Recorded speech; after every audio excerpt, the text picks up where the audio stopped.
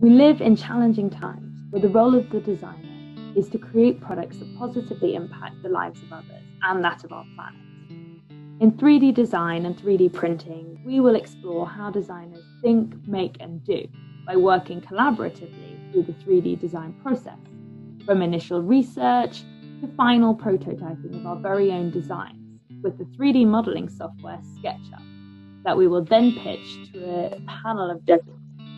We're surrounded by thousands of products every day that carry out specific functions. Think about the desk you're sitting at, or the glass that you're drinking from, or even the smartphone in your pocket that connects you to the world.